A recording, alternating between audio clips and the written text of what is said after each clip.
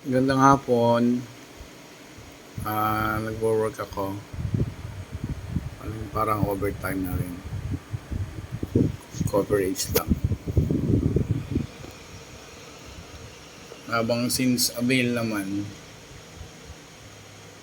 parang gusto ko lang lalabas ng opinion tungkol din kay sa nangyayari kay Kibuloy. Nanonood ako ng mga news yan, wala naman akong pakialam yan Hindi pa pumuputok yung tungkol sa Senate hearing na yan ni Lisa Ontiveros na pinapatawag siya. Napapanood ko na yan, meron siyang parang kaso sa sa US, human trafficking, tsaka ano pa yon. Marami akong pakialam kasi lately grabe na sa news na panood ko nung kahapon lang, ang daming mga pulis ang nasa Davao City para i-serve yung warrant of arrest or arestuhin na siya. Ang daming pulis. Nakachat ko yung kaibigan kong pulis dito sa Rizal.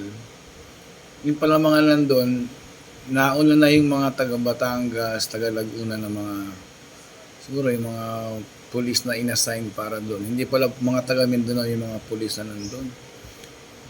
Yung iba, taga Luzon. Tapos sila na taga Rizal, baka sumunod din sila by weekend, itong weekend na to kung hindi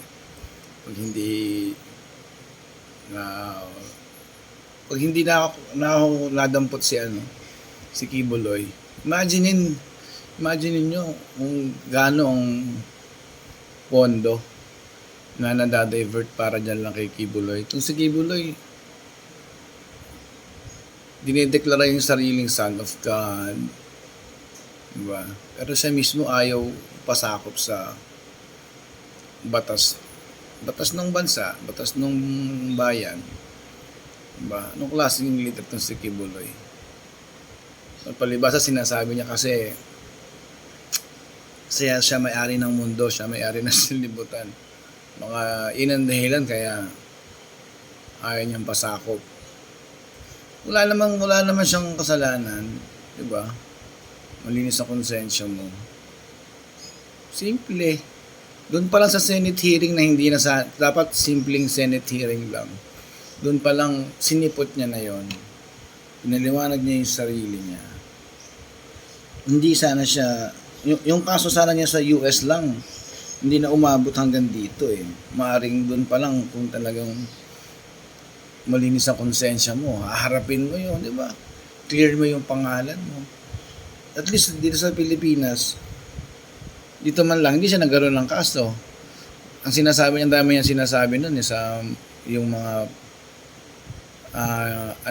announcement niya na hindi siya sisipot, hindi siya magpapakita kasi parang magkakaroon ba ng bias, ganun. Hindi ko sure kung ano eksaktong sinabi niya.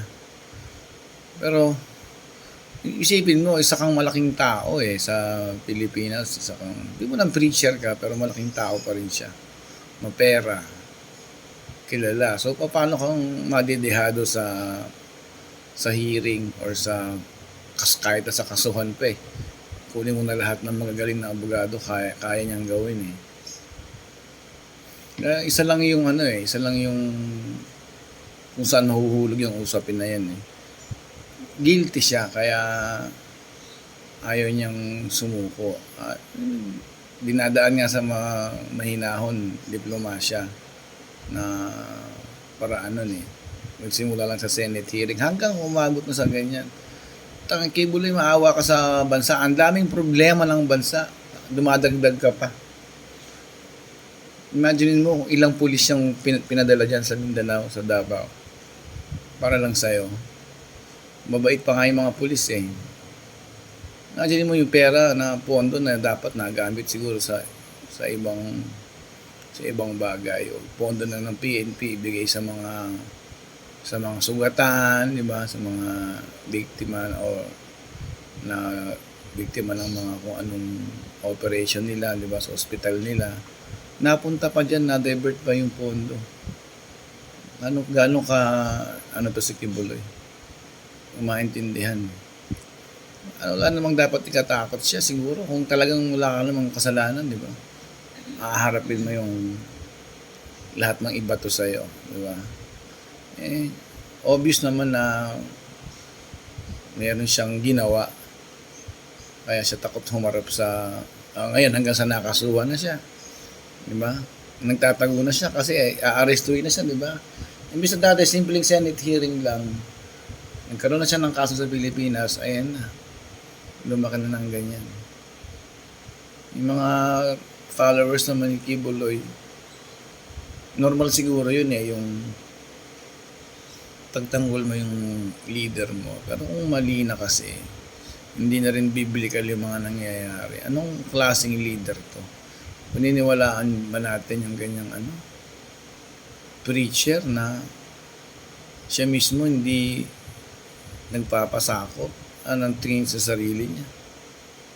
Diba? Yun lang, kaya lang ako ganito kumuda dahil wala man akong mapagkwentuhan o makausap tungkol yan.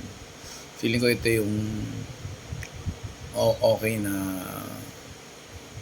paraan, ang platform para siguro lahat naman tayo may kanya-kanyang opinion tungkol dyan. Pero hindi na to sa relihiyon ang pinag-uusapan yung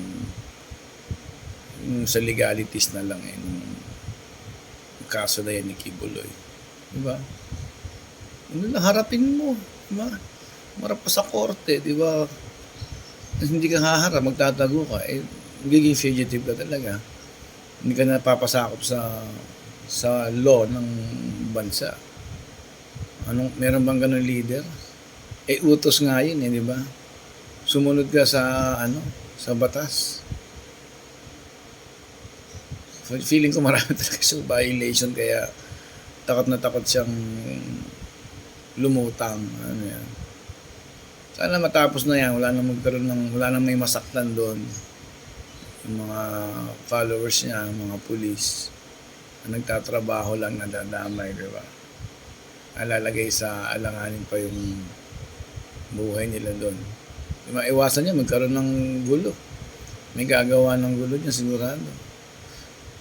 Kung feeling ko rin kung tama talaga si Kibuloy, kakampihan ni Digong yan di ba? Kaya wala. Mismong si Digong nilaglag na siya. So alam ni Digong yung trabaho niya. Hindi nga lang talaga sa nilaglag as in detail sinabi ni Digong yung mga trabaho niya, di ba? Tindi ni Kibuloy. Yun, Kibuloy, maawa ka sa bansa. Dami nating problema. Huwag ka nang dumagdag. Yun lang. Gandang hapon.